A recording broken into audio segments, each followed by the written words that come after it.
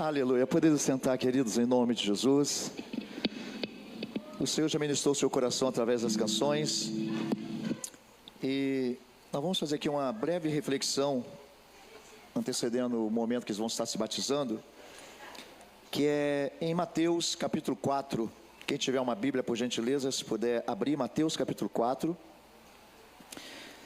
E eu peço que os batizandos prestem bastante atenção no que nós vamos ler e do que nós vamos falar, porque tem muito a ver, tá? Com a vida de vocês a partir de agora, tá bom? Mateus capítulo 4, todos acharam? Amém? Diz assim, irmãos: então foi conduzido Jesus pelo Espírito ao deserto para ser tentado pelo diabo. E tendo jejuado 40 dias e 40 noites, depois teve fome.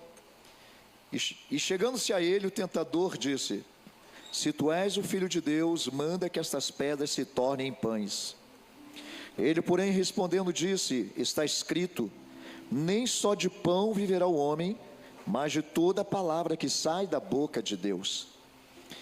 Então o diabo levou a cidade santa e colocou-o sobre o pináculo do templo, e disse-lhe: se tu és o Filho de Deus, lança-te de aqui abaixo, porque está escrito que aos seus anjos dará ordem a teu respeito, e tomar-te-ão nas mãos, para que nunca tropeces em alguma pedra. Disse-lhe Jesus: também está escrito, não tentarás o Senhor teu Deus.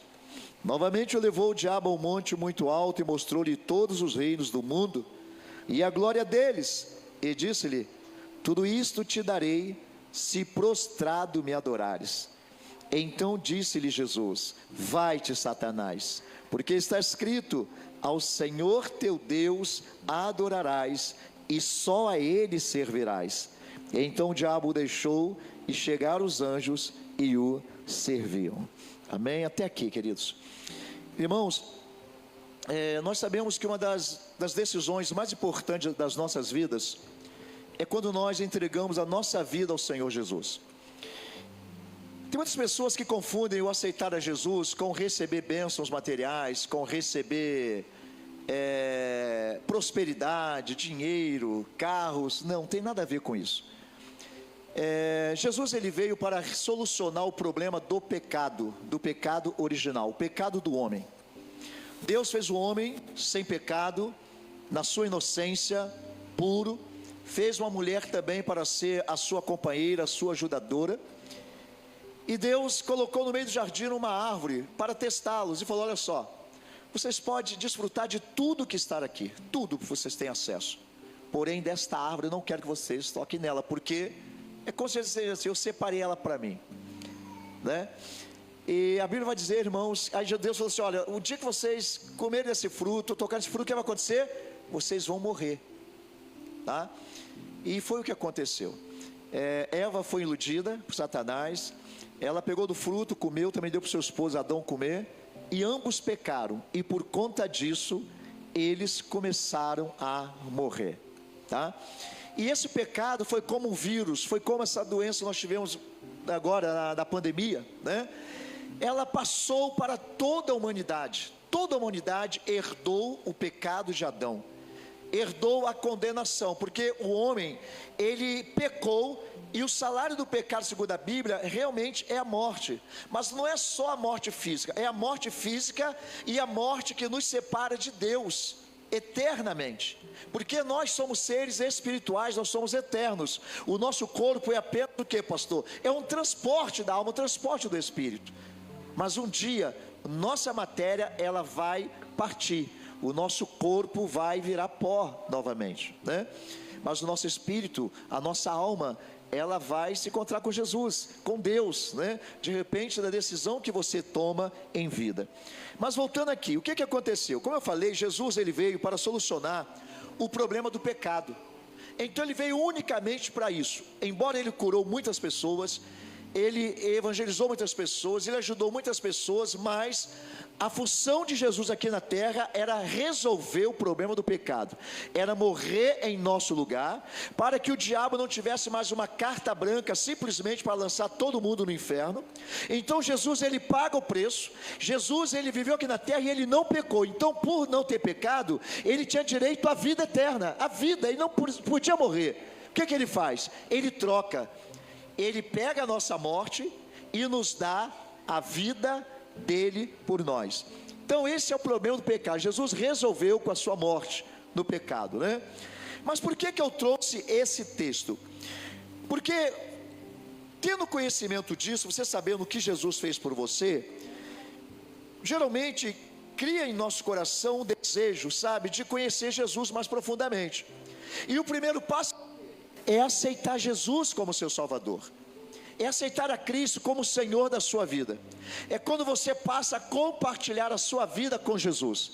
É quando você está triste e você chega: Jesus, eu já estou triste, hoje eu não estou legal. Jesus, o meu casamento está uma bagunça, a minha vida está destruída, eu não sei o que fazer, né? Então é uma intimidade com Jesus. Então o primeiro passo é você aceitar Jesus. Eles deram o primeiro passo, que foi aceitar o Senhor Jesus Cristo.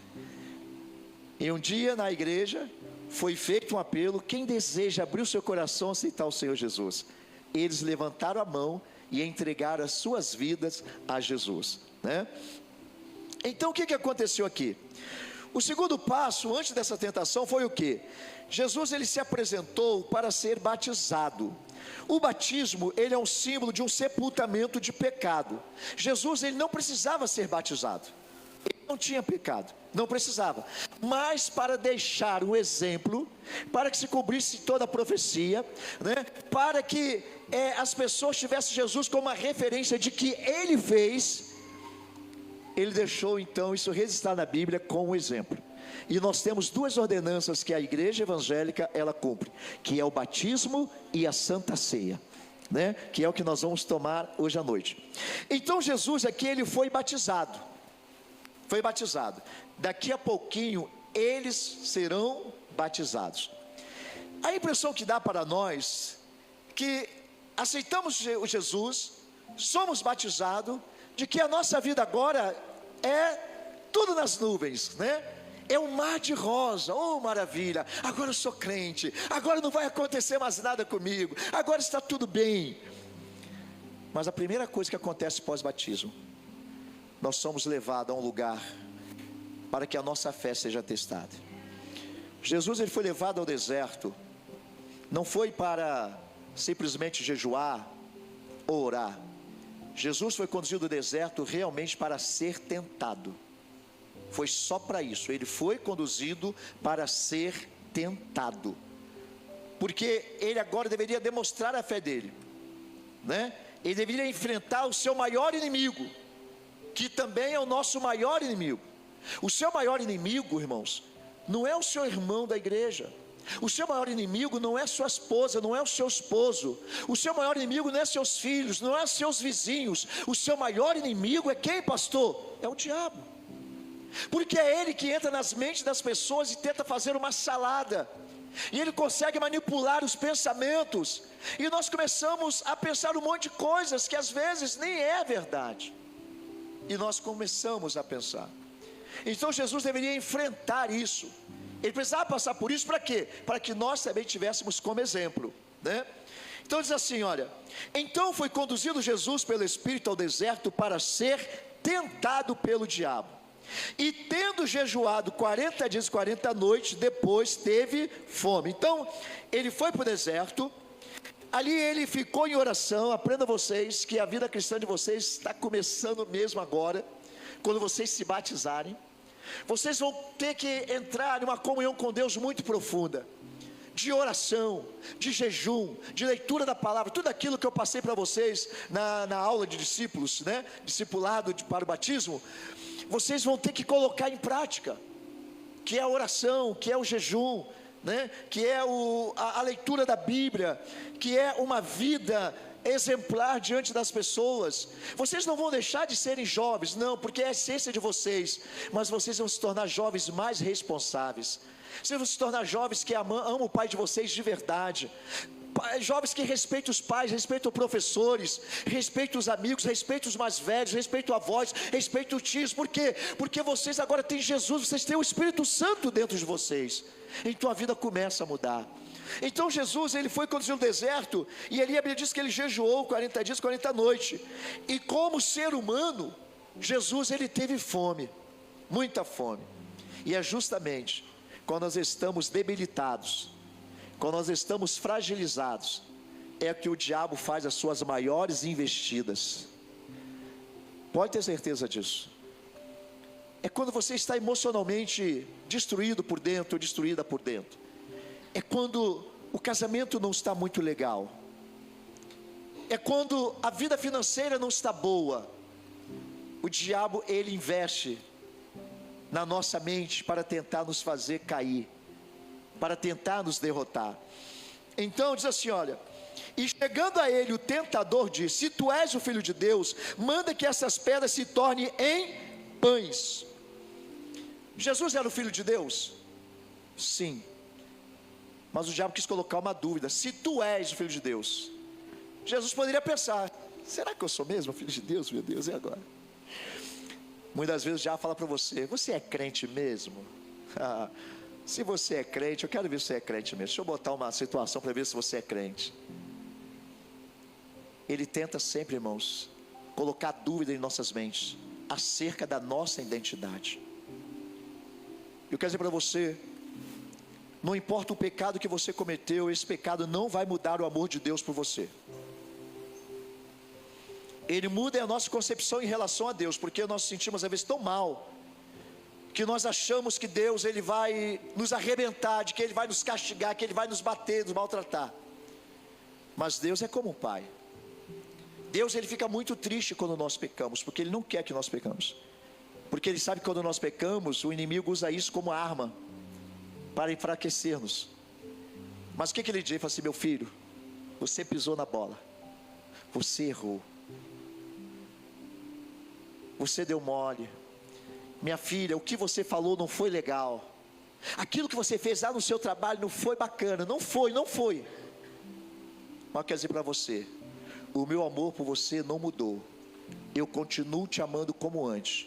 Eu só quero que você mude, e que você comece a escrever uma nova história para você, porque essa vida vamos levar até Jesus voltar, até o arrebatamento da igreja, picos e vales, altos e baixos, mas com Jesus no coração nós temos força para conseguir prosseguir e não pararmos. Então a primeira tentação foi o que? Na nossa identidade. Se tu és, você é crente mesmo? Você é tudo isso? Esse Jesus que você serve é poderoso mesmo? O Deus que você é poderoso? Então eu quero ver, vamos ver se é mesmo.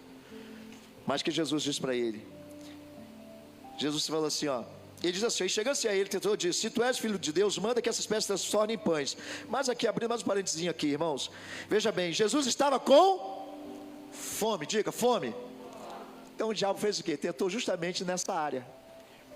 Se tu és o filho de Deus, colocou em dúvida. Se tu és, então, transforma essas pedras em pães. O diabo vai tentar na sua necessidade. O que Jesus responde para ele? Ele, porém, respondendo, disse: está escrito, nem só de pão viverá o homem, mas de toda palavra que sai da boca de Deus. Quer dizer para você, querido, muitas pessoas estão acostumadas a se alimentar das coisas de fora, as coisas externas, as coisas mundanas. Pessoas viciadas em prazeres, viciadas em pornografias, viciadas em filmes, viciadas em uma série de coisas, e elas são alimentadas por isso. Mas quer dizer para você que existe um alimento que é muito melhor do que isso, que é Jesus, o pão da vida. Ele é o melhor alimento, porque ele alimenta a sua alma, ele alimenta o seu espírito. É isso que ele alimenta, para que você venha se fortalecer. Glória a Deus. Então o diabo o levou à cidade santa e colocou sobre o pináculo do templo. O diabo gosta muito disso, né? Às vezes ele quer levar a gente lá para cima, nos exaltar, botar lá em cima, né? E disse-lhe: Se tu és o Filho de Deus, lança-te daqui abaixo, porque está escrito que aos teus anjos dará ordem a teu respeito, e tomar-te-ão nas mãos, para que nunca tropece em alguma pedra. O diabo leva Jesus para um lugar muito alto, porque os lugares altos é os lugares que às vezes você tem uma vista bonita, é o lugar do conforto, é o lugar onde tudo é belo. Você já viu uma imagem de drones, como é que é? A coisa mais linda, né? Aquela imagem, tudo é bonito, né? Tudo bacana. Ele te exalta, mas ao mesmo tempo que Ele te exalta, Ele manda você se lançar. E ainda mais uma vez coloca a dúvida: quero ver se seu Deus vai te ajudar mesmo. Quero ver se Ele vai te ajudar. Quer dizer para você, querido, que o lugar mais alto para nós estarmos não é nas torres, nos montes da vida. O lugar mais alto para nós estarmos é aos pés de Jesus. Esse é o lugar mais alto. É aos pés de Jesus. É o lugar mais alto para nós estarmos. Aí vem o terceiro, diz assim: disse-lhe Jesus, também está escrito: não tentarás o Senhor teu Deus. Novamente o diabo levou a um monte muito alto e mostrou-lhe todos os reinos do mundo e a glória deles, né? Todas as coisas, os prazeres, tudo aquilo que nos traz satisfação momentânea, o diabo vai e mostra para ele, né? Por quê? O diabo, ele quer fazer uma aliança, ele quer fazer um pacto. Tem muitas pessoas que o diabo oferece isso, as pessoas caem na dele, faz uma aliança, um pacto, mas a sua alma já está condenada. Que diz assim: novamente levou o diabo a um monte muito alto, mostrou-lhe todos os reis do mundo e a glória deles, e disse-lhe: tudo isso te darei se prostrado me adorares. O que nós aprendemos aqui, pastor? Que fora da presença de Deus, lá no mundo, por melhor que seja bacana algumas coisas, né? O barzinho é legal, toda curtição é muito boa, as bebidas, o álcool, as drogas, é muito legal, as pessoas gostam, mas isso não passa de pratos que o diabo oferece para as pessoas. E o mais engraçado é que ele apresenta isso como se fosse uma coisa bonita, fosse uma coisa boa. É da hora, isso aqui é bom, experimente, curta, faça isso, não tem nada a ver, é desse jeito mesmo, faça. Mas por que ele faz isso? Porque ele quer fazer uma aliança, ele quer nos colocar na contramão de Deus. Mas aí o Senhor fala que assim, olha: e disse-lhe: tudo isso darei se prostrado me adorares. O diabo falando para ele. Então você vê que o diabo, ele controla o sistema mundano, né? E ele quer o quê? Ele quer culto, ele quer adoração. Por isso que os crentes, irmãos, quando estiver na igreja, que o Senhor tem que adorar a Deus com fervor mesmo. A adoração é tão importante, a devoção é importante, que o diabo quer isso para ele. É por isso que ele tem raiva da igreja, porque o Senhor Jesus simplesmente nos atraiu, Ele não nos forçou a nada, e nós o adoramos. Às vezes sem dinheiro nós estamos louvando, às vezes sem casa nós estamos louvando, às vezes sem recursos estamos louvando, e o diabo queria isso para ele, mas ele tem que dar as coisas para que alguém venha adorá-lo. Mas quando a pessoa adora, a pessoa perde a sua salvação. Aí Jesus, para encerrar, diz assim: então disse-lhe Jesus: vai-te, Satanás, porque está escrito: ao Senhor Deus adorarás e só a Ele servirás. Então o diabo deixou, e chegaram os anjos e o serviram. Jesus deu chega para lá, chega bacana, acabou, chega, vai embora, porque só a Deus devemos adorar, a mais ninguém, só a Ele. Ele é o único Deus, só Ele. Vai-te, Satanás, porque está escrito: ao Senhor teu Deus adorarás e só a Ele servirás. Naquele momento Jesus venceu Satanás, venceu a tentação, venceu o teste. O que acontece? Quando você passa pela prova, quando você é provado e aprovado, os anjos vêm para te alimentar. A Bíblia fala que os anjos vieram e alimentaram o Senhor Jesus, trouxeram comida. Quer dizer para você que há mordomos de Deus, há garçons de Deus servindo vocês aqui nesta manhã. Esta palavra é para alimentar vocês, é um alimento vivo, um alimento para restaurar a vida de vocês. Então se alimente disso no nome de Jesus Cristo.